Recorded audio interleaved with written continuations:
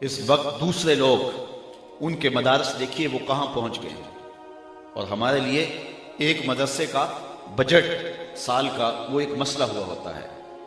تو اس لیے ہمیں اس کلچر کو تبدیل کرنا ہوگا اور مدارس دینیہ کی طرف اپنی توجہ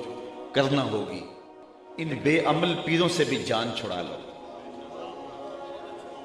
ہاتھ جوڑ کے ان کو کہو ہمیں معافی دو، ہمارے مسلک کو بڑا لوٹ لیا تم نے، تمہاری 6 نسلیں کھا سکتی ہیں جتنا تم نے لوٹا ہے، اب ہماری جان چھوڑ دو، ہمیں مدارس کھڑے کرنے دو، ہمارا مسلک لٹ رہا ہے، ہمارے گھر کو آگ لگی ہوئی، اب ہماری جان چھوڑ دو اور ہمیں اپنے مدارس دینیہ کھڑے کر دو۔ ہمیں اگر آپ نے پیر بنانا ہے تو کسی عالم دین کو بنائیں، اس کو جو آپ نذرانہ دیں گے اس کی وہ کتاب خریدے گا اور رسول اللہ کے دین کے مسئلے بتائے گا، اور جن کو آپ نذرانے دے رہے ہو وہ اس سے کتے خریدتے ہیں اور کتے لڑاتے ہیں۔ ان لوگوں سے جان چھڑاؤ، ان علماء کے قدم چومو جو مسجد تدریس پہ بیٹھتے ہیں تو شام تک رسول اللہ کی حدیثیں سناتے ہیں، اور جب ہمارے اسلاف نے، ہمارے بزرگوں نے ان کی قدر دانی کی تھی تو دین سر بلند تھا۔ اور دوسری جانب ایک شخص جس کی شکل بھی رسول اللہ صلی اللہ علیہ وآلہ وسلم کی سنت کی مطابقت میں نہیں ہے، بیوٹی پارلر سے تیار ہو کے اپنی بھابھی کا دوپٹہ باندھ کے آ گیا ہے، اور وہ اسٹیج کے اوپر شریعت سے بغاوت سکھا رہا ہے، کبھی جنت کا مذاق اڑا رہا ہے، کبھی دوزخ کا مذاق اڑا رہا ہے، اور آپ اس کے اوپر یوں بے دردی کے ساتھ نوٹ پھینک رہے ہیں، اور 2-2 3-3 لاکھ روپے ایک رات کے وہ اکٹھے کر کے تمہارے وسائل نچوڑ کے لے جا رہا ہے، اور تمہیں دے کیا رہا ہے؟ بدعملی کا سبق، ہرے تو کیڑی جنت دا کرنا ہے تذکرہ، یہ ہمارے اسٹیج میں پڑھا جاتا ہے، اور لوگ اس پہ جو ہے وہ نوٹ پھینک رہے ہوتے ہیں۔ میں نے کہا صاحب اسی جنت کا تذکرہ جس جنت کے لیے حضور ہاتھ پھیلا کے دعائیں مانگتے تھے، اسی جنت کا تذکرہ جس کے لیے میرے حضور نے فرمایا رب سے مانگو تو جنت الفردوس مانگو۔ قرآن کے ورق ورق پہ جنت کی تحریر دلائی گئی، جنت کے نقشے بیان کیے گئے، جہنم سے ڈرایا گیا، لیکن یہ یہاں کھڑا ہو کر کے کتنی جرأت اور کتنی بہادری کے ساتھ کہہ دیتا ہے کہ ہرے تو کیڑی جنت دا کرنا ہے تذکرہ، اور یہاں جنت کا مذاق اڑایا جا رہا ہے، کبھی جہنم کا مذاق اڑایا جا رہا ہے۔ مجھے دیکھ کے جہنم کو آئے پسینہ، ہمارے استاد تھے فرمایا کرتے تھے آج تیرے منہ میں طوطی بولتا ہے، جو کہنا ہے کہہ لے، یہ تو قیامت کے دن پتہ چلے گا پسینہ کس کو آتا ہے۔ حضرت شیخ احمد مجدد الفسانی علیہ رحمہ فرماتے ہیں جنت اللہ کی رضا کا مظہر ہے اور جہنم اللہ کے قہر و غضب کا مظہر ہے۔ جنت مانگنے کا مطلب یہ ہے رب کی رضا مانگنا، اور جہنم سے پناہ طلب کرنے کا مطلب یہ ہے اللہ کے قہر و غضب سے پناہ چاہنا۔ اور یہاں منبر پہ کھڑے ہو کے مساجد کے اندر، محافل نعت کے اندر لاکھوں روپے اس کام کے لیے صرف کیے جا رہے تھے، یہ گمراہی پھیلانی تھی تو میڈیا تھوڑی پھیلا رہا ہے، انٹرنیٹ کے ذریعے تھوڑا گند پھیل رہا ہے کہ مذہب کے نام پہ تم پیسے اکٹھے کر کے لوگوں کو بلا کے بے خوف کر رہے ہو جہنم سے اور جنت کا تمسخر اڑا رہے ہو۔ تو آج اگر ہم بات کرتے ہیں تو کہا جاتا ہے کہ ذرا ہاتھ اولا رکھو، ہمارے گھر کو آگ لگ گئی ہے گھر کے چراغ سے، ہمارے وسائل ہمارے مسلک کو ہی توڑنے میں صرف ہو رہے ہیں۔ میں ایک جگہ گیا تو میں نے کہا کہ تم لاکھوں روپے خرچ کرتے ہو اور نعت خوانوں کو دیتے ہو، اور تمہارے ہی شہر کے اندر جو مدرسہ ہے اس کے بچے آج بھی ہاتھوں میں تھالیاں پکڑ کے روٹیاں مانگتے ہیں، تو تم سمجھتے ہو ہم جنت خرید رہے ہیں، قیامت کے دن تمہارا گریبان پکڑا جائے گا۔ تو جنت اتنی سستی نہیں ہے کہ تم نے منہ میں پان ڈالا ہوا اور ہاتھ میں جو ہے وہ پیسے پکڑ کے ایسے نچھاور کرتے ہو تو اس سے جنت مل جائے گی۔ ام حسبتم ان تدخلوا الجنہ، کیا تم یہ گمان کرتے ہو کہ یوں ہی جنت میں چلے جاؤ گے؟ تم میں سے جو پہلے لوگ گزرے ہیں فرمایا انہیں جھنجھوڑا گیا، حتیٰ کہ وقت کا نبی بھی پکار اٹھا اور اہل ایمان بھی پکار اٹھے مالک تیری مدد کب آئے گی؟ تو پھر ہم نے کہا بس ہماری مدد آیا چاہ رہی۔ لوگوں کے سر پہ آرے رکھ کے پاؤں تلے تک چیر دیا گیا، جسم کو لوہے کی کنگھیوں سے چھیدا گیا، اذیتوں میں، مشقتوں میں، مشکلوں میں مبتلا کیا گیا، اور ہم ایک رات میں جنت خرید کے فارغ ہو جاتے ہیں۔ تو ان لوگوں کو اپنے سٹیجوں سے اتارنا ہوگا، اور اگر میری ان باتوں کو آپ ہضم کر رہے ہیں تو میں ایک اور بات بھی کہنا چاہتا ہوں، ان بے عمل پیروں سے بھی جان چھڑا لو، ہاتھ جوڑ کے ان کو کہو ہمیں معافی دو، ہمارے مسلک کو بڑا لوٹ لیا تم نے، تمہاری 6 نسلیں کھا سکتی ہیں جتنا تم نے لوٹا ہے، اب ہماری جان چھوڑ دو، ہمیں مدارس کھڑے کرنے دو، ہمارا مسلک لٹ رہا ہے، ہمارے گھر کو آگ لگی ہوئی، اب ہماری جان چھوڑ دو اور ہمیں اپنے مدارس دینیاں کھڑے کر لینے دو، ہمیں سکول سسٹم کھڑے کر لینے دو، ہمیں تربیتی کورسز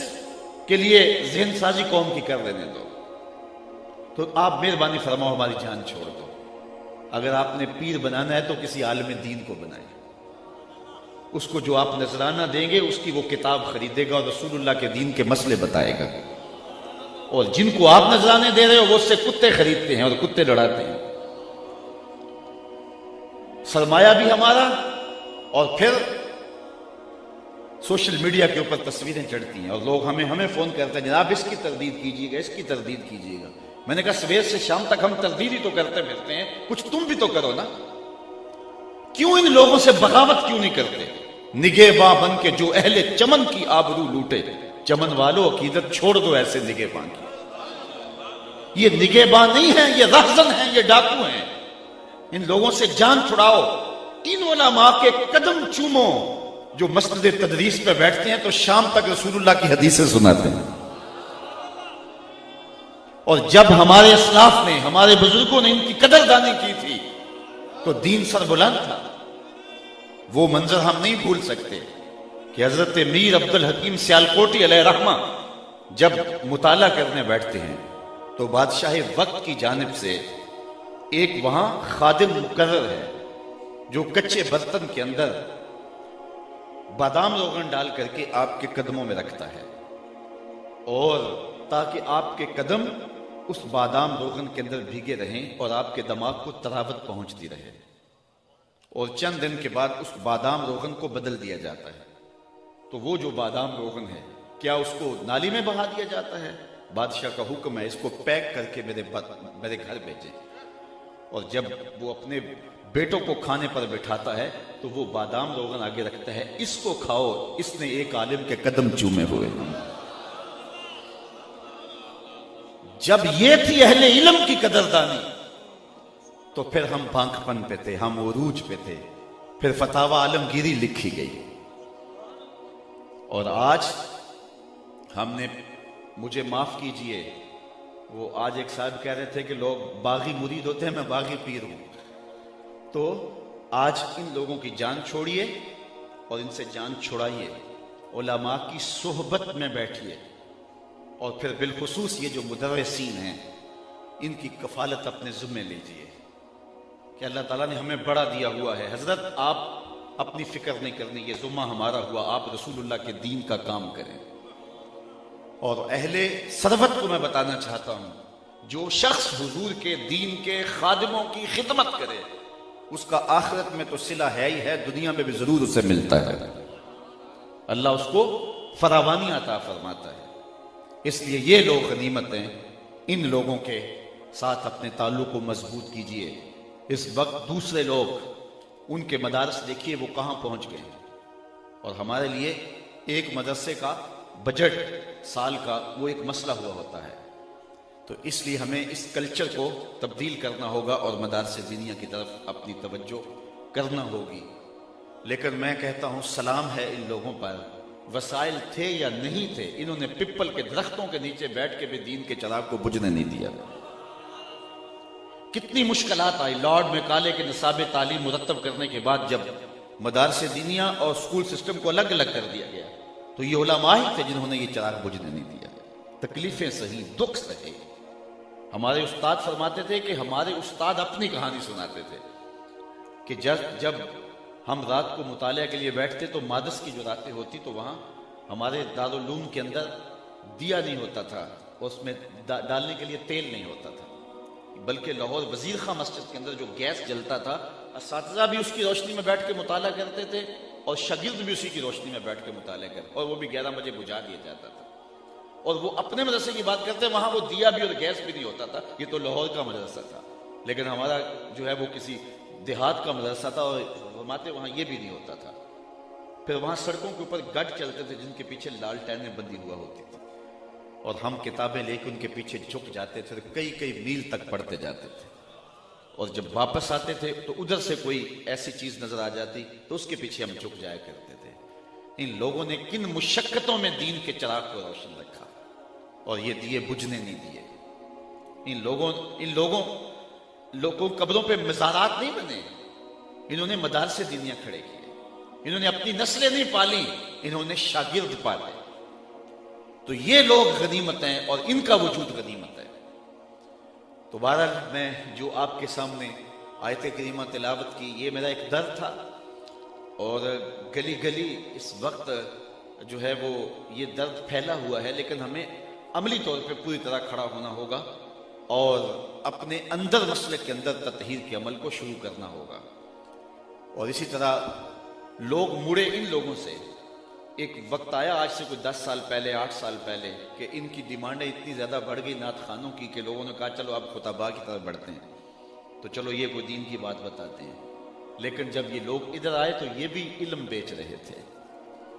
یہ بھی تقریر کے جو ہے وہ تقریر کی بولیاں لگوا رہے تھے۔ تو لوگ پھر ادھر پلٹ گئے، ادھر آتے ہیں تو یہی، ادھر آتے ہیں تو یہی۔ تو اس دور کے اندر جو چند نفوس مل جائیں جو پیسوں کے لیے نہیں اللہ کے رسول کے لیے کام کرتے ہیں، یہ کیا ہوتے ہیں پیسے؟ کہ وہ کیا کسی نے کہا نا، ہر دو عالم قیمت خود گفتائی، نرخ بالا کن کی ارزانی ہنوز۔ تو دو جہاں کو اپنی قیمت لگا رہا ہے، کتنا سستا اپنے آپ کو بیچ رہا ہے، بہت سستا بک رہا ہے، اپنا وزن اور اپنی قیمت زیادہ لگا۔ دو جہاں بھی ایک پلڑے میں رکھ دیے جائے، تیرے ایک لفظ کا مول نہیں ہے، ایک لفظ کی قیمت نہیں ہے۔ تو اللہ تعالیٰ ان آستانوں کو، یہ حقیقی آستانے ہیں، باقی تو آس اتر گئی ہے، تانے رہ گئے ہیں۔ جو آستانے ہیں یہ ہیں جہاں علم کا نور بانٹا جاتا ہے اور لوگوں کی علمی پیاس بجھائی جاتی ہے۔ اللہ تعالیٰ ان کو قیامت تک آباد رکھے۔